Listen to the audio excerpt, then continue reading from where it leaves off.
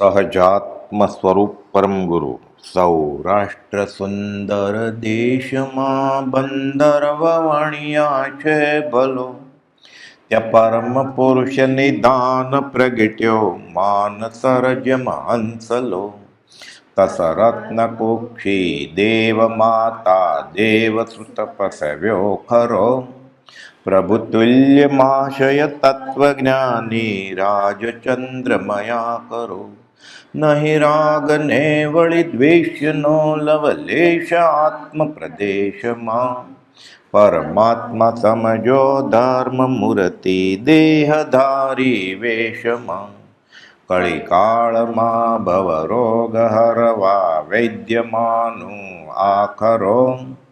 પ્રભુતુલ્યમાશય તત્વજ્ઞાની રાજચંદ્રમયા કરો. તે બાયથી ગૃહવાસમાં પણ અંતરંગે મુનિવરો.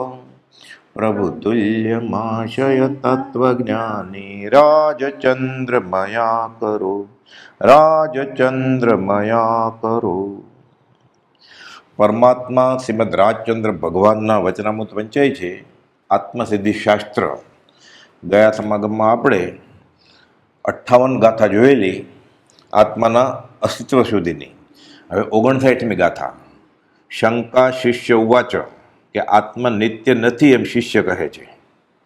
આત્માના અસ્તિત્વના આપે કયા પ્રકાર સંભવ તેનો થાય છે અંતર કરે વિચાર. ગુરુએ સમાધાન કર્યું એટલે શિષ્યને એટલું હૈયે બેસું કે હા, આત્મા નામનો કોઈક પદાર્થ છે અને એ પદાર્થ હું જ હોવો જોઈએ. આત્માના હોવાપણા વિશે આપે જે પ્રકાર કયા તેનો અંતરમાં વિચાર કરવાથી સંભવ થાય છે. હજી બેફાટ આત્મા અનુભવવાનો નથી, પણ એને ખબર પડી કે આ હોવું જોઈએ ક્યાંક, એટલે પરોક્ષે ખબર પડી કે આત્મા છે. સદગુરુએ આત્માના હોવાપણા માટે જે વિચારો દર્શાવ્યા તેને ઊંડા ઉતરીને વિચારવાથી શિષ્યને તે સત્ય લાગ્યા. દરેક પદની શંકા અને તેનું સમાધાન અંતરંગમાં ઝીણવટથી વિચારી આત્મા છે એની ખાતરી કરી લેવી. અનુભવપૂર્વક દ્રઢ શ્રદ્ધા થાય તો બીજા જન્મમાં પણ કોઈ કાળે પણ ફરે નહીં. પછી બલિહારી છે અનુભવની. તો પછી એકવાર સિક્કો લાગી ગયો એટલે જૈનેતરમાં કહે છે કે ભક્ત બીજ પલટે નહીં, જો જોગ જાય અનંત, ઊંચ નિજગર અવતરે. અંતે સંતના સંત. ક્યાં મરીચીનો જીવ, મૂળ ભગવાન મહાવીરનો જીવ, અને ક્યાં ચરમ તીર્થપતિ ભગવાન મહાવીર. ઊંચ નિજગજ અવતરે પણ અંતે સંતના સંત. એકવાર સમ્યક દર્શનની છાપ લાગી ગઈ પછી એ ભવસાગરમાં ભૂલા નહીં પડે. પછી ફંટાઈ જશે, પાછા સવળે આવી જશે. 60મી કડી. બીજી શંકા થાય ત્યાં આત્મા નહીં અવિનાશ, દેહ યોગથી ઉપજે દેહ વિયોગે નાશ. કે આત્મા છે એ તમે સમજાવ્યું, મને સંભવ થાય છે એવો કે આ હોય, પણ દેહ સાથે જન્મે અને દેહનું મરણ થાય એટલે આત્માનું મરણ થઈ જાય. પણ બીજી શંકા એમ થાય છે કે આત્મા છે તો પણ તે અવિનાશ એટલે નિત્ય નથી. ત્રણેય કાળ હોય એવો કંઈ પદાર્થ નથી. માત્ર દેહના સંયોગથી ઉત્પન્ન થાય અને દેહના વિયોગે વિનાશ પામે. હવે આત્મા નિત્ય નથી પણ ક્ષણિક છે શંકા ઋજુસૂત્ર નયના બે ભેદે કરી. મૂળમાં ક્ષણિકવાદ એક દર્શનનું આ અંગ છે કે આત્મા ક્ષણિક છે એમ. એનું નામ લયા વગર એ પ્રશ્ન ઊભો કરી એનો જવાબ આપી ખુલાસો કરે છે કે એ ક્ષણિકવાદ જેવું કાંઈ છે નહીં. ઋજુસૂત્ર નયના બે ભેદે આ શંકા રજૂ કરી છે. એક સ્થૂળ ભવપર્યાયની અપેક્ષાએ કે આ જેટલો વખત આ દેહ છે એટલો વખત આત્મા છે, પછી દેહ યોગથી ઉપજ્યો તો હવે દેહ વિયોગે નાશ થઈ જશે. આ એક નહીં. અને બીજી સૂક્ષ્મ સમયે સમયે પલટાતા પર્યાયની અપેક્ષાએ. એટલે જ્ઞાન ગુણ સતત બદલ્યા જ કરે છે સમયે સમયે. એનો ઉપયોગ સમયે સમયે બદલ્યા કરે છે. એટલે જે આત્મા હતો એ બીજા સમયે નથી. ભલે સૂક્ષ્મ ફેરફાર અજ્ઞાનીના ધ્યાનમાં ન આવે. એટલે એ રીતે એકાંતે ખોટું નથી. બીજી સૂક્ષ્મ સમયે પલટાતા પર્યાયની અપેક્ષાએ આ ઋજુસૂત્ર નયના આધારે બીજો ભેદ તો બરોબર છે. નિત્ય ક્યાં થયું? જે નવું રૂપ છે એ તો બીજું રૂપ છે. પ્રથમ એવો મત કયો કે આત્મા પંચ મહાભૂત દેહના સંયોગથી ઉપજે અને પંચ મહાભૂત વિખરાતા નાશ પામી જાય, અને પછી પર્યાય બદલ્યા કરે એમ કહ્યું. એટલે એ રીતે ક્ષણિકવાદને સમર્થન આપ્યું કે ખોટું નથી, પણ દ્રવ્ય તો આત્મા નિત્ય જ છે. એટલે કહે છે અથવા વસ્તુ ક્ષણિક છે, ક્ષણે ક્ષણે પલટાય, એ અનુભવથી પણ નહીં આત્મા નિત્ય જણાય. 61મી કડીમાં અથવા વસ્તુ બધી ક્ષણે ક્ષણે બદલાતી જોવામાં આવે છે. બધાના અનુભવની વાત છે. આકાશમાં વાદળું છે, વયું જાય, ખરી જાય. ઝાડ હોય, સાવ નાનો એવો છોડ હોય, મોટું ઘટાદાર વૃક્ષ થાય. નાનો બાબો હોય, યુવાન થાય, બૂઢો થાય. બધું બદલાય જ છે. એ ક્યારે બૂઢો થયો? જન્મ થયો ત્યારથી એક એક પળ એને વૃદ્ધ કરવામાં નિમિત્ત છે. એટલે કહે છે કે ક્ષણે ક્ષણે બધી જ વસ્તુઓ બદલાતી જોવામાં આવે છે, તેથી બધી જ વસ્તુ ક્ષણિક જ છે. એ અનુભવથી જોતા પણ આત્મા નિત્ય જણાતું નથી. વાત બરોબર છે જો પર્યાયને મુખ્ય કરે તો. બીજો મત એવો કયો કે દ્રવ્ય ક્ષણે ક્ષણે નાશ પામે છે, પરંતુ વાસના રહે છે, તેથી ક્ષણે ક્ષણે ફરી ઉપજે છે. વસ્તુનો સ્વભાવ તો ક્ષણિક નાશરૂપ જ છે, અને જ્યારે વાસનાનો નાશ થાય છે ત્યારે આત્માનો સર્વથા નાશ અથવા નિર્વાણ કે મોક્ષ થાય છે. એટલે મોક્ષનું રૂપ કે બીજું જ કહ્યું કે જે કેવળીના જ્ઞાનમાં ખોટું ભાષ્યું. આત્મા ક્ષણે ક્ષણે પલટાતો અનુભવાય છે, તેથી તે ક્ષણિક છે એમ શિષ્ય શંકા કરે છે. સમાધાન સદગુરુ ઉવાચ.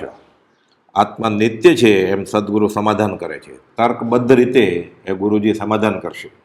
62મી કડી કે દેહ માત્ર સંયોગ છે, વળી જડરૂપી દ્રશ્ય ચેતનના ઉત્પત્તિ લઈ કોનો અનુભવ હશે?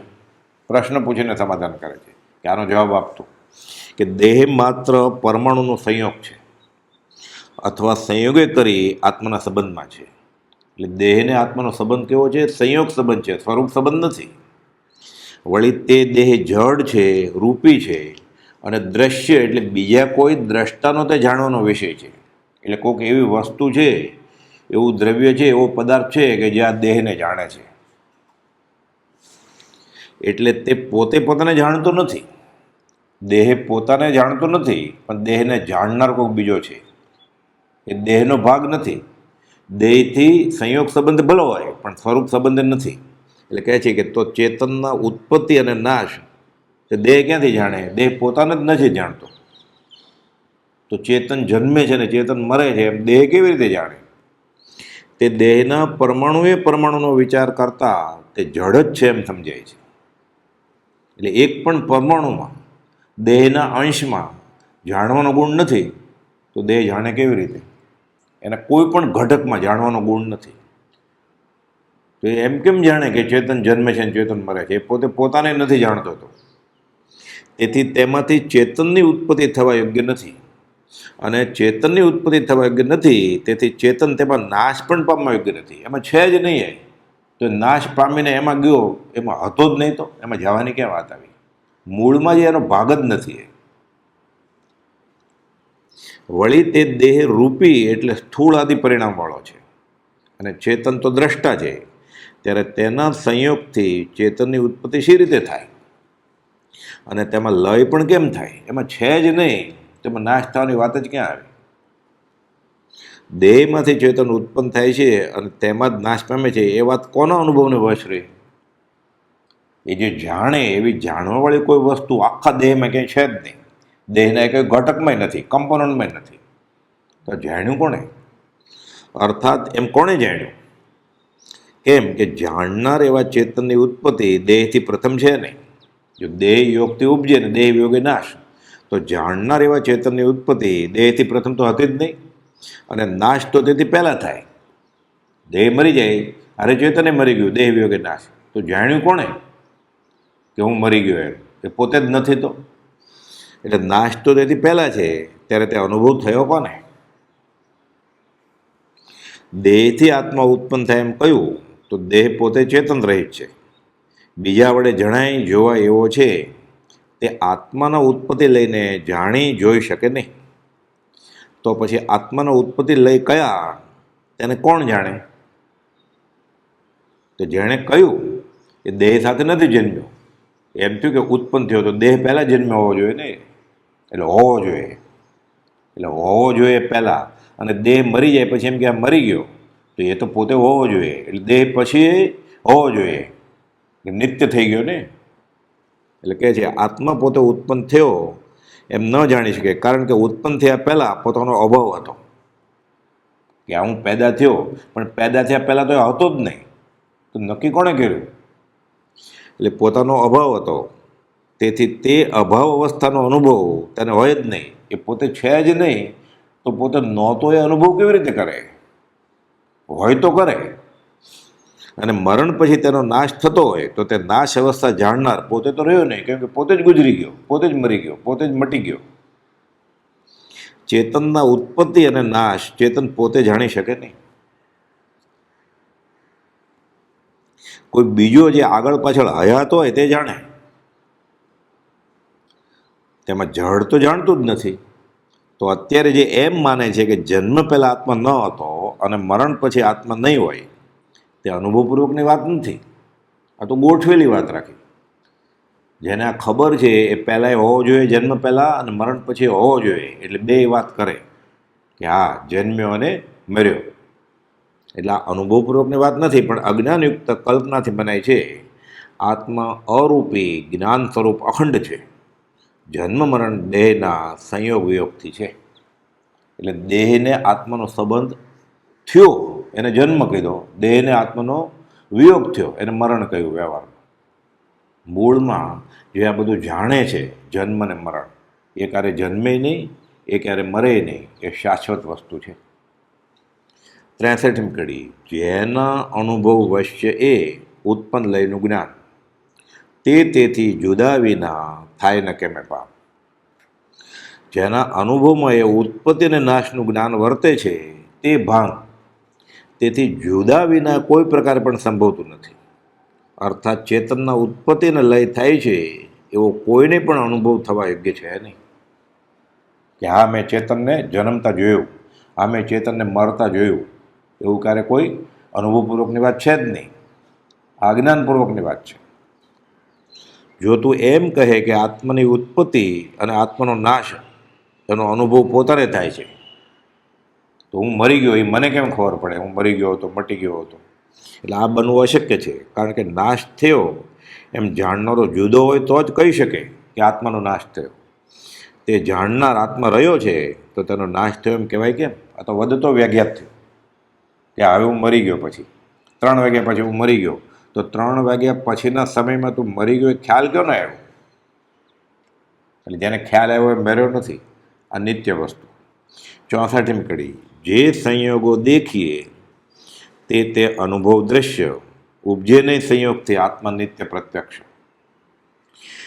જે સંયોગો દેખીએ છીએ તે અનુભવ સ્વરૂપ એવા આત્માના દ્રશ્ય, એટલે તેને આત્મા જાણે છે.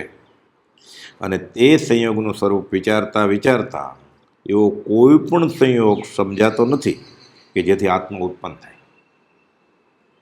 માટે આત્મા સંયોગથી નહીં ઉત્પન્ન થયેલો એવો છે, અર્થાત અસંયોગી છે. એટલે પરમ્યુટેશન કર્યા કરીએ આપણે પંચ મહાભૂતના જેટલા થાય એટલા, અથવા અનાયાસે એ કોમ્બિનેશન થઈ જાય, તો એ જે મૂળ વસ્તુમાં જે ગુણ નથી, તો સરવાળે જે વસ્તુ બને એમાં એક ઘટકના ગુણો એ બધા આવી શકે, પણ બધા ઘટકમાં એ ગુણ હોય જ નહીં, તો સરવાળે જે બન્યું એમાં એ ગુણ ક્યાંથી આવે? તો પંચ મહાભૂતના એકેય ઘટકમાં કે પાંચો ભેગા કરીએ તોય એમાં જાણવાનો ગુણ નથી, તો સરવાળે જે બને શરીર એમાં જાણવાનો ગુણ કેવી રીતે હોય? એટલે જાણનારી વસ્તુ એ જાણવાનો ગુણ ક્યાંકથી ત્યાં આવ્યો, એટલે આત્મા ત્યાં સંચરે છે. આત્મા દેહ સાથે જન્મતો નથી, અને આત્મા બીજે ક્યાંક વયો જાય છે. આત્મા દેહ સાથે મટી જતો નથી, મરી જતો નથી. એટલે કહે છે કે આત્મા સંયોગથી નહીં ઉત્પન્ન થયેલો એવો છે, અર્થાત અસંયોગી પદાર્થ છે, સ્વાભાવિક પદાર્થ છે, માટે પ્રત્યક્ષ નિત્ય સમજાય છે. આત્મા પોતાથી ભિન્ન દેહ, ઘટપટ વગેરે સંયોગિક જળ પદાર્થોને સંયોગથી ઉપજતા અને વિખરાઈ જતા પોતે અનુભવે છે. શરીર કેમ બને એ તો હવે વિજ્ઞાનને ખબર છે, ટેસ્ટ ટ્યુબ બેબીમાં બનાવે છે. પછી આત્મા સંચરે છે એ લેબોરેટરીનો કે ડૉક્ટરના જ્ઞાનનો વિષય નથી, એ આત્મજ્ઞાનનો વિષય છે, એ આત્મા અનુભવની વાત છે, એ કેવળી ગમ્ય છે. પરંતુ એ રીતે કોઈ વસ્તુઓ મેળવવાથી પ્રગટ થનારો પદાર્થ આત્મા નથી. તો આત્મા કેવો છે? આત્મા નિત્ય છે અને પ્રત્યક્ષ એટલે આત્મજ્ઞાનથી જ અનુભવાય છે. બીજા ક્ષયોપશ્મી જ્ઞાનથી, ઇન્દ્રિયોના જ્ઞાનથી, પુસ્તકના જ્ઞાનથી કે આત્મા સિવાય કોઈ બીજા જ્ઞાનથી એ અનુભવાય નહીં. એટલે પ્રત્યક્ષ એટલે આત્મજ્ઞાનથી જ અનુભવાય છે. એટલે પ્રત્યક્ષ એટલે સામે ઊભો એમ નહીં, પ્રત્યક્ષ એટલે આત્મજ્ઞાન. આ કર્મ ગ્રંથમાં 6 ભાગ છે, એમાં પહેલા ભાગનું નામ કર્મ વિપાક છે. એના 3 છે, મેં 2માં પાના ઉપર વ્યાખ્યા આપી છે. આ તો 800 વર્ષ પહેલાંની વાત છે. કુપોલ તો હમણાં થઈ ગયા. એટલે પ્રત્યક્ષની વ્યાખ્યા જ આત્મજ્ઞાનથી અનુભવાય છે એ છે. વ્યવહારે ભાષાની પરીક્ષા હોય, વ્યાકરણની પ્રતિ અક્ષર એટલે આંખની સામે તો બરાબર, અહીંયા તો આત્મજ્ઞાનની વાત છે. અહીં પાઠાંતર કર્યું છે બ્રહ્મચારીજીએ કે આત્મા નિત્ય પ્રત્યક્ષ, એને બદલે એમ લખીએ કે આત્મા નિત્ય અસ્પૃશ્ય, દેહમાં રહ્યા છતાં તે પૂતગલની સાથે એકમેક ક્યારે થતો નથી, અલગ અલગ જ રહે છે. કેવી રીતે? જલ કમલવત અસ્પૃશ્ય રહે છે. એટલે કમળ પાણીમાં છે છતાં પાણી સાથે એ મિક્સ થઈ જતું નથી, જોડાઈ જતું નથી, ભિન્ન ને ભિન્ન જ અસ્પૃશ્ય. તેને જળની સાથે મળવાપણું કે એક થવાપણું છે જ નહીં. એટલે આ સંયોગી સંબંધ કહેવાય, આ સ્વરૂપ સંબંધ નથી. 65મી કડી, જળથી ચેતન ઉપજે, ચેતનથી જળ થાય એવો અનુભવ કોઈને ક્યારે કદી ન થાય. જળથી ચેતન ઉપજ્યું અને ચેતનથી જળ ઉત્પન્ન થયું એવો કોઈને ક્યારે કદી પણ અનુભવ થાય નહીં. એટલે શિષ્ય કહેલું ને કે દેહ યોગથી ઉપજે દેહ વિયોગે નાશ. તેના ઉત્તરમાં ગુરુ સમાધાન કરે છે કે જળથી ચેતન ઉપજે ને ચેતનમાંથી જળ બને એવો અનુભવ કોઈ કાળે કોઈને પણ થાય નહીં. આ તે વાત કરી, પણ જળમાંથી આ ચેતન ઉપજ્યું અને પછી ચેતન મરીને હવે જળ થઈ ગયું એવો અનુભવ કોને થયો? આ તારી અજ્ઞાનયુક્ત કલ્પના છે બરાબર, પણ આવો અનુભવ કોઈને થયો છે? કોઈને થયો નથી આવો અનુભવ. એટલે 66મી કડીમાં કહે છે કે કોઈ સંયોગોથી નહીં જેની ઉત્પત્તિ થાય, નાશનો તેનો કોઈમાં તેથી નિત્ય સદાય. જેની ઉત્પત્તિ કોઈ પણ સંયોગોથી થાય નહીં, ગમે એટલા પરમ્યુટેશન કોમ્બિનેશન કરે, વત્તે ઓછે અંશે બધું ભેગું કરે, તેનો નાશ પણ કોઈને વિશે થાય નહીં. કેમ કે બન્યું જ નહોતું તો નાશ થવાની વાત ક્યાં આવે? જો બન્યું આવી હોય વસ્તુ એનો નાશ થાય. ટેબલ બનાવી હોય તો એ તૂટી જાય, ખુરશી બનાવી હોય પ્લાસ્ટિકની રસ કરીને તો એનો નાશ થાય. એ જે પરમાણુ છે પૂતગલ, એ પાછું એનો નાશ તો થાય જ નહીં. એ હોય એનો ક્યારે નાશ ન થાય અને ન હોય તે ક્યારે હોય નહીં. હોય તેનો નાશ નહીં, નહીં તે નહીં હોય, એક સમય તે સૌ સમય, ભેદ અવસ્થા જોઈ. એટલે અહીંયાથી બીજે વયો જાય, બીજેથી અહીંયા આવે, એવું બધું થાય. જેની ઉત્પત્તિ કોઈ પણ સંયોગોથી થાય નહીં, તેનો નાશ પણ કોઈને વિશે થાય નહીં. માટે આત્મા ત્રિકાળ નિત્ય છે. જન્મ્યું તે મરે, જે જાયું તે જાય, જે ઉત્પન્ન થાય તે જ નાશ થાય એવો નિયમ છે.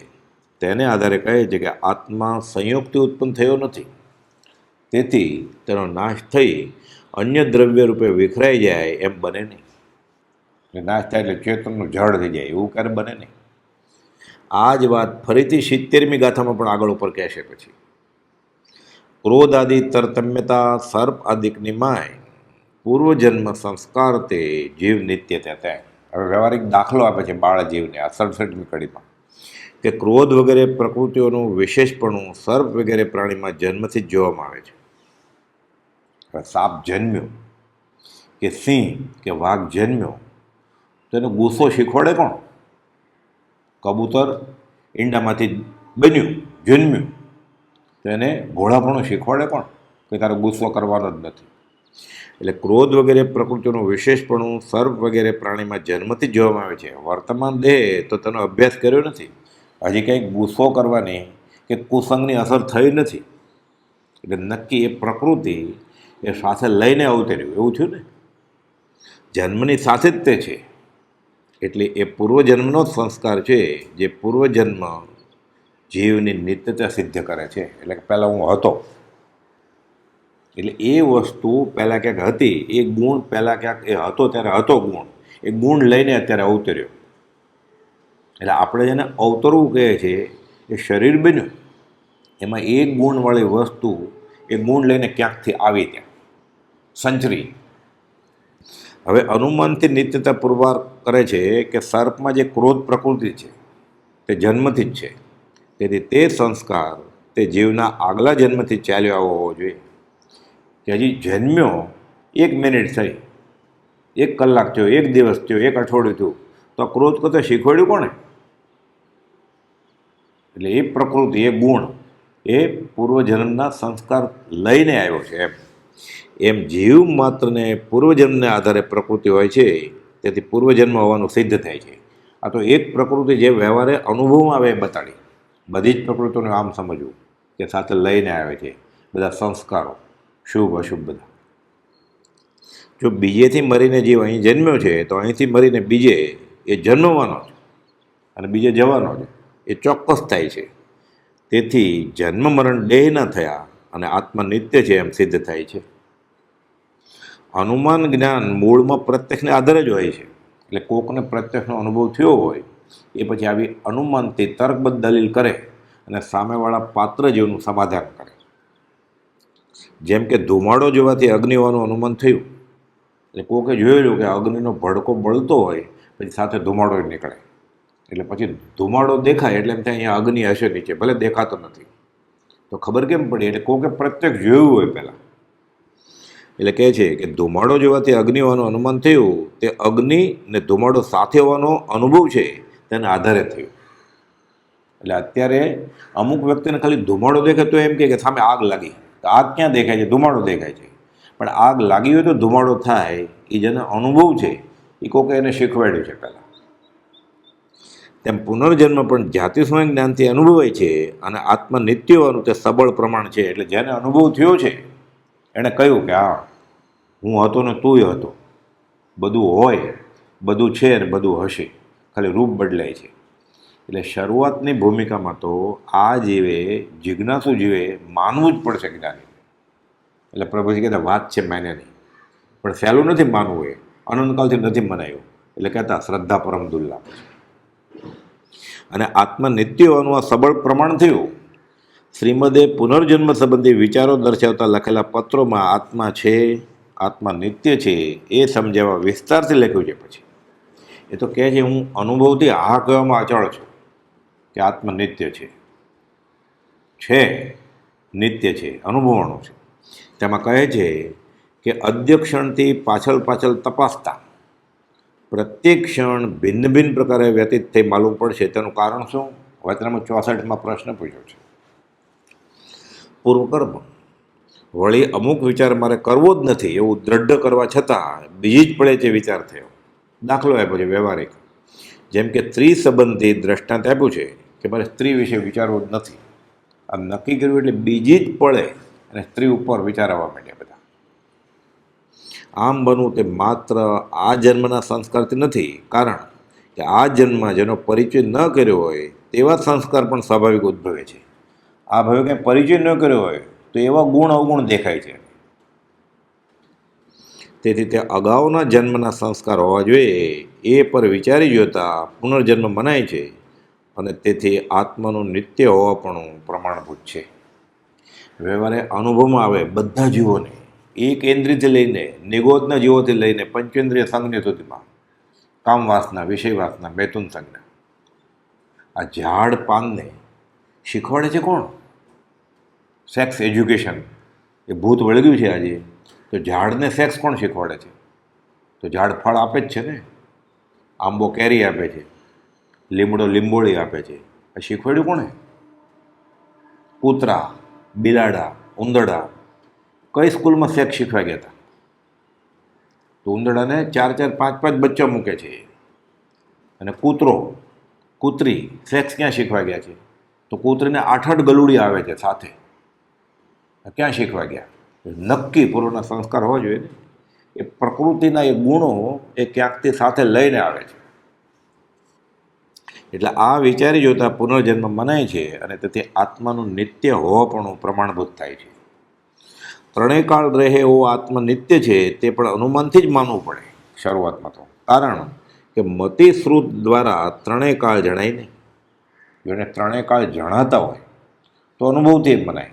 પણ અત્યારે એને મતિ જ્ઞાન છે, શ્રુત જ્ઞાન છે, એ પાછું સીમિત છે. એ કેટલું છે? તો આ સર્વજ્ઞના જ્ઞાનમાં જે પ્રત્યક્ષ જણાય છે, આ મતિ જ્ઞાનથી અને શ્રુત જ્ઞાનથી ક્યાંથી જણાય? આત્મ નિત્ય માનવામાં નજર બહુ લાંબી પહોંચાડવાની છે. તે અલ્પ જ્ઞાનથી બનતું નથી, પણ સર્વજ્ઞ ભગવાને ત્રણેય કાળ જાણે છે તે પર શ્રદ્ધા રાખે તો મનાય તેવું છે. આત્મા છે એમ માનવામાં તો અનુભવથી પણ જાણી લેવાય કે હા, હવે તમે કહ્યું એટલે અનુભવ આવ્યો. બધું વાત કરતાં કરતાં હું છું એટલે અંશે તો અનુભવાય, પણ આત્મા નિત્ય છે એમ માનવામાં ત્રણેય કાળનું અસ્તિત્વ છદ્મસ તે અનુભવમાં આવી શકે એવું નથી. અને ખાલી જ્ઞાન સીમિત છે અને સર્વજ્ઞનું જ્ઞાન અસીમિત છે. ત્રણેય કાળનું અસ્તિત્વ છદ્મસને અનુભવમાં આવી શકે નહીં. આ અનુમાન અને શ્રદ્ધાથી મનાય છે. એટલે શરૂઆતમાં તો અનુમાન કરવું પડે બુદ્ધિથી, અને બુદ્ધિ એ નથી, ક્ષોપશમે નથી, તો શ્રદ્ધાથી માની લેવાનું, તહતથી કરવું પડે. નિર્દોષ નરનું કથન માનો તે જાણે અનુભવ્યું. આગળ જતાં પોતાને અનુભવ હશે. આત્માનો અનુભવ થાય તે આત્માની અનંત શક્તિ અને સર્વજ્ઞપણું પણ માનવામાં આવે છે. ગોપાલદેવ 7 વર્ષે પૂર્વના ભવો જોવે છે અને દર વર્ષે કહે છે, આવો હેમરાજભાઈ, આવો માલસીભાઈ. રાજકોટ ક્ષેત્રે કચ્છના 2 ભાઈઓને બોલાવતા, સામેથી ગયા. એ તો સાંઢણી ઉપર વવાણિયા ગયેલા, ત્યાંથી મોરબી ગયેલા, ત્યાંથી રાજકોટ આવે છે. તમને કેમ ખબર? તો કે આત્માની અનંત શક્તિ મળે. એટલે આ સર્વજ્ઞના જ્ઞાનનો વિષય છે. આ સામાન્ય જીવ પોતાના મતિ જ્ઞાન અને શ્રુત જ્ઞાનથી જાણી શકે નહીં. એ જ્ઞાન એ કેટલું છે? પ્રભુ કે તારી બધી હજામણી છે, તું શું નિર્ણય લઈશ? મેલ મીંડું તાણ ચોકડી કે ગોપાલ કોઈ આ જીવની બુદ્ધિ કેટલી છે? બપોરના ભોજનમાં શાકમાં મીઠું બરોબર હતું કે નહીં એટલી. 68મી કડી. આત્મા દ્રવ્ય નિત્ય છે, પર્યાય પલટાય, બાળ આદિ વય ત્રણનું જ્ઞાન એકને થાય. આત્મા વસ્તુ પણ નિત્ય છે.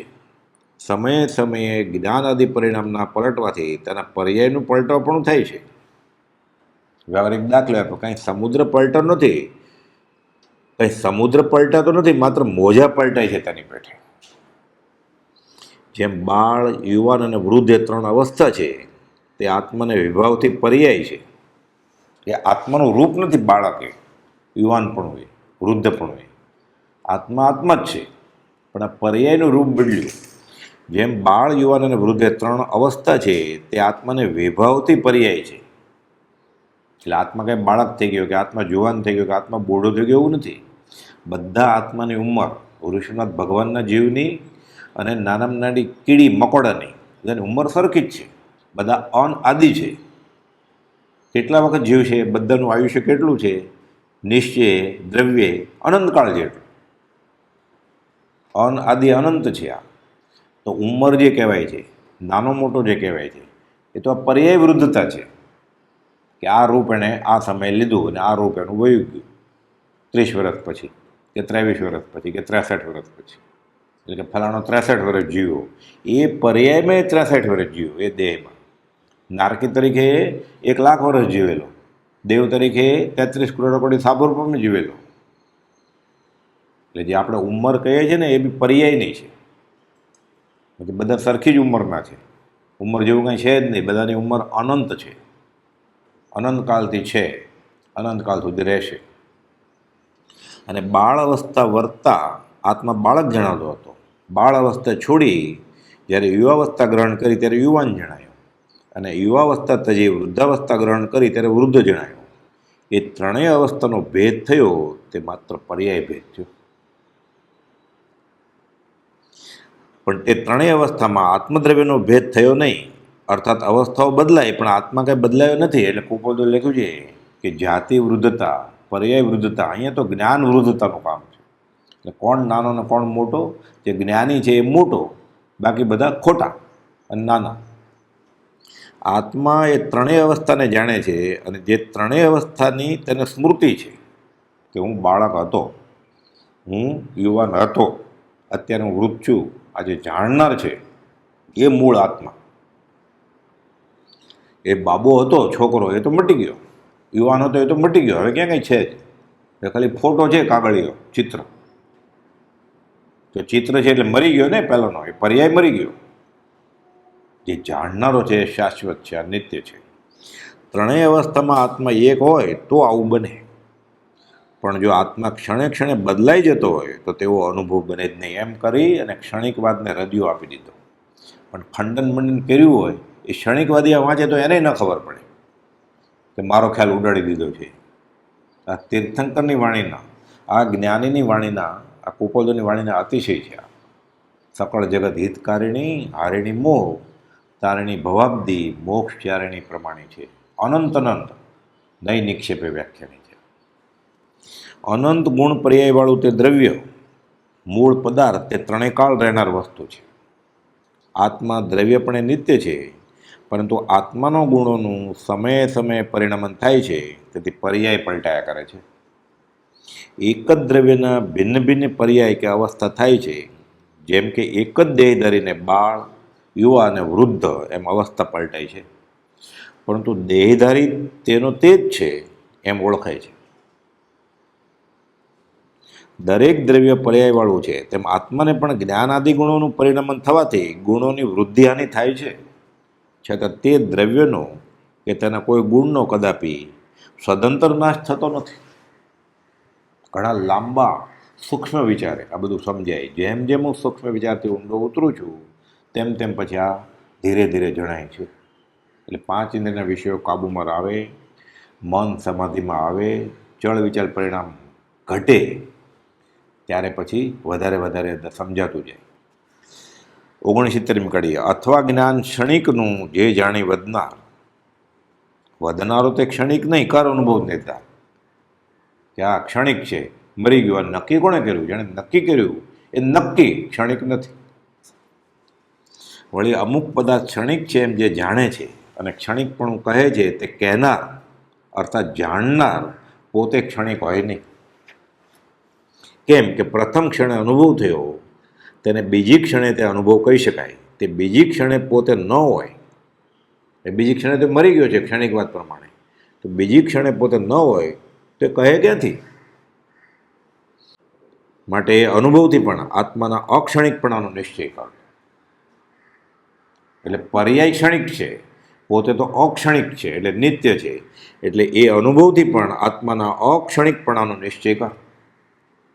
સર્વ પદાર્થ ક્ષણિક છે, સમયે સમયે નાશ પામતા છે એમ માનનાર પોતે ક્ષણિક છે, તો તે જાણીને કહેનારો રહે નહીં. જાણ્યું તે સાથે પોતે નાશ પામ્યો પછી કહે કોણ કે હું ક્ષણિક છું એમ? જો કહેનારો બાકી રહ્યો તો તે ક્ષણિક કે ક્ષણ રહેનારો હોઈ શકે નહીં, એ અક્ષણિક હોય. આ વાતનો આત્મામાં વિચાર કરી જોશો તો સ્પષ્ટ નિર્ણય થશે કે આત્મા ક્ષણિક તો નથી.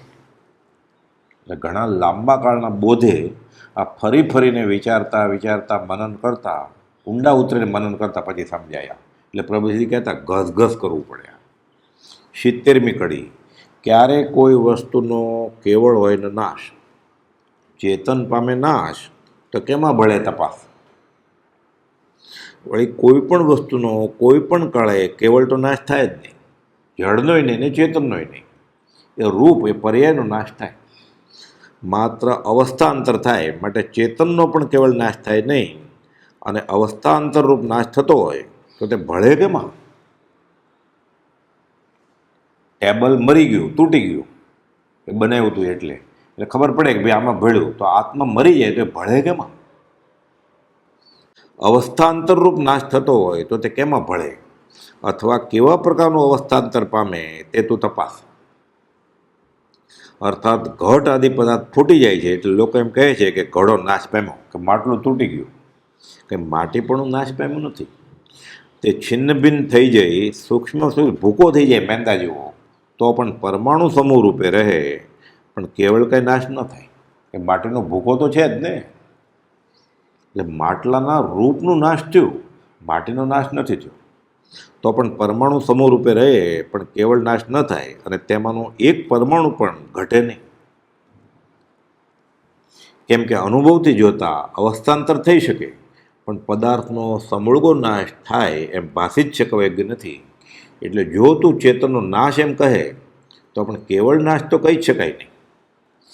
અવસ્થાંતર રૂપ નાશ કહેવાય. કે અત્યારે જે રૂપે દેખાતો હતો માણસ રૂપે એ આત્મા, તો એનો નાશ થયો એ પર્યાયનો, પણ હવે કૂતરો થઈ ગયો. હવે દેવલોકમાં ગયો, હવે નરકમાં ગયો. એટલે અવસ્થા બદલાણી, કેવળ નાશ નથી થયો.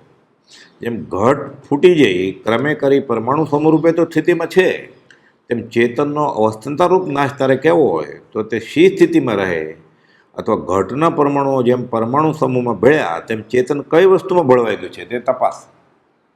એ કેમાંથી બન્યું હોય ચેતન તો એમાં વયું જાય, આ કેમાંથી બન્યું જ નથી. એટલે આત્મા આત્મા તરીકે જ રહે. નરકમાંય આત્મા, એ જ આત્મા દેવલોકમાં, એ જ આત્મા તિર્યંજમાં, એ જ આત્મા મનુષ્યમાં, અને એ જ આત્મા મોક્ષે, મોક્ષનું સુખ અનુભવે. આ બધું સમજાઈ જાય ને સમાઈ જાય ત્યારે.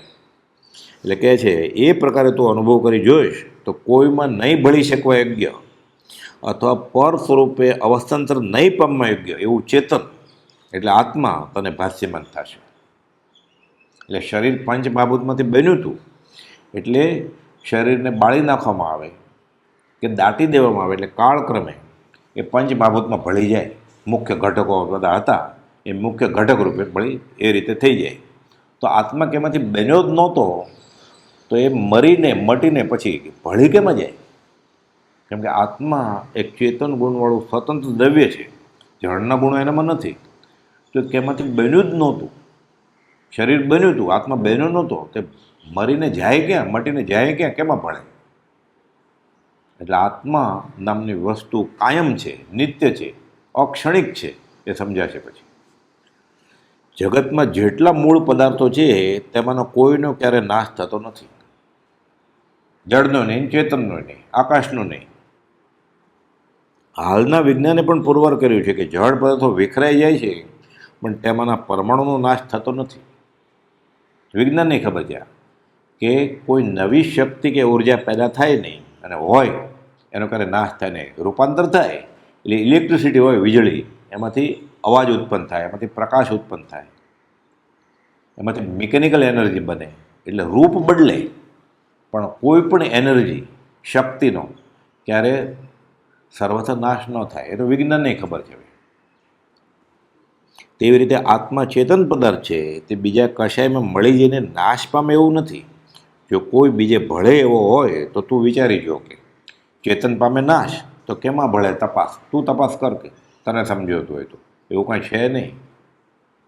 એટલે આ આત્માના નિત્યત્વના આ બધા મુદ્દાઓ રજૂ કરી ગુરુ સમાધાન કરે છે. આત્મા છે તે માનવામાં તો અનુભવથી પણ માની લેવાય કે હા, તમે કહ્યું તો આત્માના અસ્તિત્વના આપે કયા પ્રકાર સંભવ તેનો થાય છે કે એ જાણી લેવાય. પણ આત્મા નિત્ય છે તે છદ્મસને અનુભવમાં આવી શકે એમ નથી. મતિ જ્ઞાન અને સ્વરૂપ જ્ઞાન દ્વારા ત્રણેય કાળ જણાય નહીં તો સર્વજ્ઞના જ્ઞાનની વાત આત્માના નિત્યત્વની એ કેવી રીતે જણાય? આ જેવું નિત્ય તો માનવામાં નજર બહુ લાંબી પહોંચાડવાની છે તે અલ્પ જ્ઞાનથી બનતું નથી. અત્યારે આ ભૂમિકામાં શ્રદ્ધા કરે જ છૂટકો. આપણે રસ્તો ખબર નથી કે આપણે નડિયાદ જવું છે ખંભાતથી, કોઈ કે આ બાજુ જાય, આપણને ખબર નથી. તો જાણકારને આપણે પૂછ્યું ને અને કહ્યું તો પહેલાં વિશ્વાસ રાખવો જ પડશે. જો વિશ્વાસ નહીં રાખે તો થોડું જઈને પછી શંકા આવે ને કે આ રસ્તે નડિયાદ આવશે કે નહીં. પછી બીજાને પૂછે, એ બીજો કોઈ અજ્ઞાની મળી જાય કે આ રસ્તે, તો પાછું ખોટે રસ્તે ચાલે ને. એટલે મોક્ષ માર્ગમાં અનંતકાળથી એને આવું જ થાય છે. જેણે રસ્તો જોયો નથી એને પૂછે છે, એ પ્રમાણે રખડ્યા કરે છે. તો શરૂઆતમાં શ્રદ્ધા કરવી જ પડશે. આપ્ત અને પ્રાપ્ત જે જાણે છે અને જે આપ્ત એટલે મોક્ષ માર્ગમાં જેના ઉપર વિશ્વાસ કરી શકાય એનું માનવું જ પડશે. આ નિર્દોષ નરનું કથન માનો તે જેણે અનુભવ્યું. વચનામૃત 777માં કૃપાલદેવે ઈડરથી પત્ર લખ્યો છે આ સુખલાલ છગનલાલ ઉપર. કહે છે કે આપ્ત અને પ્રાપ્ત પુરુષ હોય ત્યારે આ સમજાય બધું. અલ્પ જ્ઞાનથી સમજાતું નથી. અત્યારે તો શ્રદ્ધે જ છૂટકો. ગાંધીજીને કૃપાલદેવ કહે છે વચનામૃત 570માં કે આડી કલ્પના કરશો ને તો તમે ફંટાઈ જશો. પછી અધીરજથી અને આડી કલ્પના કરવાથી પછી શું થાય કે પ્રથમથી ઉત્પન્ન થતા સંચય ધીરજથી અને વિચારથી શાંત થાય છે. અધીરજથી અથવા આડી કલ્પના કરવાથી માત્ર જીવને પોતાના હિતનો ત્યાગ કરવાનો વખત આવે છે. ખોટા તર્ક કરવાના નહીં, જાણવાની છૂટ, આશંકાની છૂટ, કુશંકા નહીં કરવાની. અને અનિત્ય પદાર્થનો રાગ રહેવાથી તેના કારણે ફરી ફરી સંસાર પ્રેમનો યોગ રહ્યા કરે છે. એટલે અધીરજ એટલે ઉતાવળ કરે, એમ ન ચાલે. પાંચે ઇન્દ્રિયો કાબૂમાં રાખવું પડે, પોતાનો અહંભાવ છોડવો પડે. એટલે કુપોલે કહ્યું છે કે કામ, માન અને ઉતાવળ આ અધ્યાત્મમાં અંતરાય છે મોટા. એટલે કામ એટલે ઈચ્છા, કામ એટલે કામેન્દ્રિય, એટલે પાંચેય ઇન્દ્રિયોના વિષયો છોડવા પડે. માન પોતાનો અહંભાવ છોડવો પડે અને ઉતાવળ છોડવી પડે. અહંભાવથી રહિત નહીં, સ્વધર્મ સંચય નહીં. અહંભાવથી રહિત થાય તો સ્વધર્મ સંચિત થાય પછી. એટલે કહે છે કે અધીરજથીને આડી કલ્પના કરવાથી પોતાના હિતનો ત્યાગ થશે. રુજુસૂત્ર એની વાત કરીને એટલે સ્થૂળ ક્ષણિકવાદ, દેહ વિયોગે નાશ ને દેહ યોગથી જન્મ એમ. અને સૂક્ષ્મ ક્ષણિકવાદ એટલે ક્ષણે ક્ષણે પર્યાય બદલ્યા કરે છે. હું મરી જાઉં પછી મને આ નદીમાં નાખજો એમ કે. ઘણા તો હોય જ્ઞાની, તો તું મરી જા તો તું છો જ નહીં. તું છો જ નહીં તો તને ફલાણી જગ્યાએ મૂકવાની વાત જ ક્યાં રહી? ગાંધીજીએ કહેલું, હું માટીનો માનવી માટીમાં ભળી ગયા છે. બ્રહ્મચર્યજીએ આ વાક્ય એકવાર પ્રભુજીને બતાવ્યું, મેગેઝિનમાં લખાવાયેલું. બુદ્ધિપ્રકાશ નામના સામાયિકમાં બ્રહ્મચર્યજી એના એડિટર હતા. આપે છે ભેટ દાખલ, ગુરુને ધરે ને પ્રભુએ ચશ્મા ચડાવ્યા અને જોવે છે. આ જ્ઞાનીનું વચન ન હોય. એટલે જ્ઞાનીનું વચન આવું ન હોય કે હું માટીનો માનવી માટીમાં ભળી જાય. હું માટીનું માનવી છું કે હું નિત્ય એવું દ્રવ્ય, શાશ્વત દ્રવ્ય આત્મ છું. ત્યારે બ્રહ્મચારી પછી કહે છે 822માં પત્રાંગમાં છે કે આજની ઘડીને કાલનો દિવસ ગાંધીજી વિશે જે મહાત્માપણની શ્રદ્ધા હતી એ જળમૂળથી નીકળી ગઈ, હવે સપનામાં આવતું નથી. એટલે સત્પુરુષ મળે પછી જે કોયડાનો ઉકેલ આવે, ત્યાં સુધી ન આવે. પંડિત સુખલાલ કહે છે કે મારી અધ્યાત્મની આખી જિંદગી કરતાં તેઓનું આયુષ્ય તો ઓછું હતું. એટલે કુપોદે તો 33 વર્ષને 5 મહિને જીવ્યા ખાલી. હું એના કરતાં વધારે અભ્યાસ, મારો અધ્યાત્મનો અભ્યાસ છે. પણ તો એટલું તો મારે કહેવું જ પડશે કે નક્કી આ જ્ઞાન, પૂર્વજન્મના જ્ઞાન વિશે વિના બને નહીં. પુષ્પળાનું પહેલું જ વાક્ય, ભાવનિંદ્રા ટાળવાનો પ્રયત્ન કરો. ગાંધીજીને પંડિત સુખલાલજી વાત કરે છે કે આ પૂર્વભાવની પ્રતિતિ વગેરે વાક્ય નીકળે જ કેમ? 62 અને 63માં ગાથમાં આવ્યું ને કે દેહ વિયોગે નાશ અને દેહ યોગથી ઉદ્ભે. એટલે અંબાલાલભાઈ સમજાવે છે કે મારીમાં વાંધણી છે. વધ તો વ્યાઘે જ થયો ને. તારીમાં વાંધણી છે તો તું જન્મ્યો કેવી રીતે? એટલે હું નથી એવું કહ્યું વળે. મારા મોઢામાં જીભ નથી, બીજો દાખલો આપ્યો. મારા મોઢામાં જીભ નથી એ બોલ્યું કોણ? એટલે હું નથી એ બોલે કોણ? એ છે એ બોલે છે ને. એટલે આત્મા છે એમ. 530માં પત્રમાં કુપોલે ગાંધીજીને સમજાવ્યું છે પહેલા પ્રશ્નના જવાબમાં કે જ્ઞાન ગુણ જે છે એ ચેતનનો ગુણ છે અને જ્ઞાન ગુણ ન હોય એ જળનું ગુણ છે. એટલે કહે છે જેમ ઘટપટ આદિ જળ વસ્તુઓ છે તેમ આત્મા જ્ઞાન સ્વરૂપ વસ્તુ છે. ઘટપટ આદિ અનિત્ય છે. ત્રિકાળ એક સ્વરૂપે સ્થિતિ કરી શકે એવા પદાર્થ નથી. આત્મા એક સ્વરૂપે ત્રિકાળ સ્થિતિ કરી શકે એવો નિત્ય પદાર્થ છે. એટલે ઘટપટ એટલે ઘડો એટલે કે માટલું અને ગળણું એ તો બનાવ્યું છે, આત્મા કોઈ બનાવ્યો નથી. એટલે બેની સરખામણી જે રીતે અસ્થાને છે, પણ આ બાળજીવને સમજાવવું કેવી રીતે?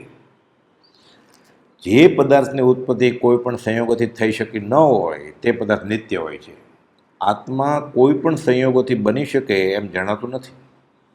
કેમ કે જળના હજારો ગમે સંયોગો કરીએ તો પણ તેથી ચેતનની ઉત્પત્તિ નહીં થઈ શકે કે છે. જે ધર્મ જે પદાર્થમાં હોય નહીં, એટલે જ્ઞાન ગુણ નથી જળના પ્રત્યેક પરમાણુમાં, તેવા ઘણા પદાર્થો ભેળા કરવાથી તેમાં જે ધર્મ નથી તે ઉત્પન્ન થઈ શકે નહીં એવો સૌને અનુભવ થઈ શકે એમ છે. જે ઘટપડાદી પદાર્થો છે તેને વિશે જ્ઞાન સ્વરૂપતા જોવામાં આવતી નથી. તેવા પદાર્થોના પરિણામાંતર કરી સંયોગ કર્યો હોય અથવા થઈ ગયો હોય સંયોગ કાળક્રમે, તો પણ તે તેવી જ જાતિના થાય અર્થાત જળ સ્વરૂપ થાય, પણ જ્ઞાન સ્વરૂપ ન થાય. એટલે ડાર્વિનનો બધી વાત આવે ઉત્પત્તિ કાળ કેવી રીતે ઉત્ક્રાંતિ થઈ કે બધા જળ ભેગા થાય ધીરે ધીરે ધીરે ધીરે પછી એમાંથી વાયરસ ને બેક્ટેરિયા ને અમીબાને એવું જન્મે. ચેતન આવ્યું ક્યાંથી? પહેલાં હતું જ નહીં. તો ધીરે ધીરે, પણ ધીરે ધીરે પછી ક્યાંથી આવે? હોય તો જ આવે, નહીં તો ક્યાંથી આવે? એટલે કહે છે કે બધા જે પર્યાંતર થયા કરે, બન્યા કરે, ડુંગર જેવડું મોટું થઈ જાય પણ બધું જડ જ હોય. એમાં જ્ઞાનગુણ નહોતો ઘટકમાં તો આવે ક્યાંથી? જ્ઞાન સ્વરૂપ તો થાય જ નહીં. તો પછી તેવા પદાર્થના સંયોગે આત્મા કે જેને જ્ઞાની પુરુષો મુખ્ય જ્ઞાન સ્વરૂપ લક્ષણવાળો કહે છે, કે તેવા ઘટક કે ઘટપટ આદિ પૃથ્વી, જળ, વાયુ, આકાશ એવા પદાર્થે ઉત્પન્ન કોઈ રીતે થઈ શકે યોગ્ય નથી. જ્ઞાન સ્વરૂપપણું એ આત્માનું મુખ્ય લક્ષણ છે અને તેના અભાવવાળું મુખ્ય લક્ષણ જળનું છે. તે બંનેના અનાદિ સહજ સ્વભાવ છે.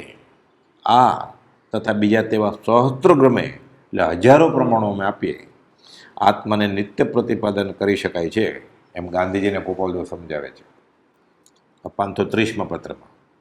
તેમજ તેનો વિશેષ વિચાર કરે સહજ સ્વરૂપ નિત્યપણે આત્મા અનુભવમાં પણ આવે છે, જેથી સુખ દુઃખ આદિ ભોગવનાર, સુખ દુઃખથી નિવર્તનાર, વિચાર કરનાર, પ્રેરણા કરનાર એ આદિ ભાવો જેના વિદ્યમાનપણાથી અનુભવમાં આવે છે તે આત્મા મુખ્ય ચેતન જ્ઞાન લક્ષણવાળો છે અને તે ભાવે તે જ્ઞાને સ્થિતિએ કરી તે સર્વકાળ રહી શકે એવો નિત્ય પદાર્થ છે. એટલે આત્મા દ્રવ્ય નિત્ય છે એમ માનવામાં કંઈ પણ દોષ કે બાદ જણાતો નથી, પણ સત્યનો સ્વીકાર થયારો ગુણ થાય છે. આ એક ફકરામાં આત્માનું નિત્યત્વ કુપોદેવે સહેલાઈથી અનુભવ પ્રમાણથી સમજાવી દીધું છે. ત્યાં સમજાય એવું છે તો ટેસ્ટ ટ્યુબ બેબી બનાવી એમ લાગે ને કે આત્મા બનાવ્યો, તો ટેસ્ટ ટ્યુબ બેબીમાં પુરુષના વીર્યથી અને સ્ત્રીના રુધિરથી એ ટેસ્ટ ટ્યુબ બેબીનું શરીર બન્યું. એમાં જીવ તત્વ આત્મા ક્યાંકથી સંચરે. એ આત્માના એવા કર્મ છે, કારણશેમાં લખ્યું છે કે એને ખબર નહીં હોય એને બાપ કોણ ને મા કોણ. એ ટેસ્ટ ટ્યુબ બેબીમાં એ આત્મા સંચરે. પછી ઘણીવાર પ્રયોગ ફેલ જાય, 1 મહિના પછી, 2 મહિના પછી કે 8.5 મહિના પછી. તો એ આત્માનું એટલું જ આયુષ્ય હોય કે મનુષ્યોને મળે ગર્ભમાં 8.5 મહિના અને વારો પતી ગયો, હવે બીજે જશે. એટલે મનુષ્ય બહુ દુર્લભ કયો છે, એટલે કયો છે કેટલા ગર્ભમાં એ રીતે આવે અને પ્રસૂતિ ત્યાં પહેલાં જ ગુજરી જાય. કોઈ ગર્ભ વિશે મરે જન્મતા કોઈ, બસ એનું આયુષ્ય, એનો વારો પતી ગયો. એ ફરીવાર પાછો અકામ નિર્જરા કરતાં બહુ પુણ્ય કેરો પુંજ ઢગલો ભેગો થાય છે, ફરીવાર પાછું મનુષ્ય બનશે. એટલે લાંબુ આયુષ્ય એ પૂર્ણ હોય તોય, મનુષ્યપણું મળે પૂર્ણ હોય તોય, બહુ પુણ્ય કર્યા પૂનથી શુભ દેહ માનવનો મળ્યો. એટલે શરીર બનાવ્યું ટેસ્ટ ટ્યુબ બેબીનું, આત્મા ત્યાં સંચર્યો. દૂધ પડ્યું હોય ને એમાં થોડી સાકર નાખી હોય અને બાટલી કાચની ધોયે નહીં ને વાતાવરણ હૂંફાળું ગરમીવાળું રાખી મૂકે ને, 1.5-2 દિવસમાં તો 1 સેન્ટીમીટર લાંબી જીવાત થઈ જાય દૂધના રંગની. તો ત્યાં પૂતગલ પરમાણુ તો હતા જ, આત્મા એમાં સંચરે. લોખંડની દિવાલ હોય ને એ લોખંડની દિવાલના 2 પરમાણુ વચ્ચેથી અનંત આત્મા એકસાથે નીકળી જાય. કેમ કે અરૂપી પદાર્થ છે આત્મા. રૂપી ક્યાં છે? એ દિવાલને ભટકાય નહીં કંઈ, એને દરવાજા કે બારની જરૂર નથી પ્રવેશ પામવા માટે. ફૂગ ઉત્પન્ન થાય છે, વાસી પાઉં હોય, બ્રેડ હોય, બિસ્કિટ હોય, વાસી રોટલી હોય, એમ ફૂગ થઈ જાય. કેવી રીતે થઈ જાય? પહેલો વરસાદ આવે બધું લીલું છમ થઈ જાય. ક્યાંથી?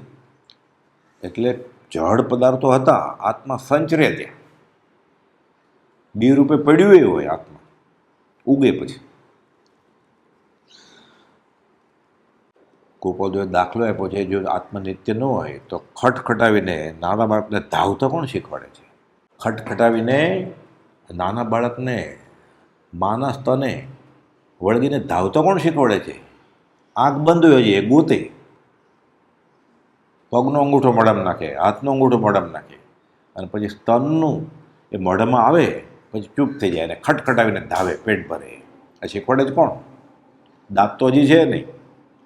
રોટલો કેવી રીતે ચાવે? હજી બોલતા નથી આવડતું, માગે કેવી રીતે કે રોટલી દાળ ભાત શાક આપો? આ પ્રકૃતિમાં જે બની રહ્યું છે એ સૂક્ષ્મતાથી જોઈએ ને આપણે તોય ખબર પડે, આત્માની નિત્યતા વિશે અનુભવ થાય. પારેવા એટલે કબૂતર, સૌ ભોળા, એમ કે આ કબૂતર જેવો ભોળો છે. આ નાગ જેવો ક્રોધી છે, તો એ નાગનું બચ્ચું હજી તો બન્યું, ઈંડામાંથી કબૂતર બચ્ચું જન્મ્યું, તો આ ભોળાપણું ને ક્રોધપણું શીખવાડે છે કોણ? નક્કી આ સંસ્કાર ક્યાંકથી લઈને આવે છે ને, આત્માનું નિત્યત્વ સાબિત કરે છે.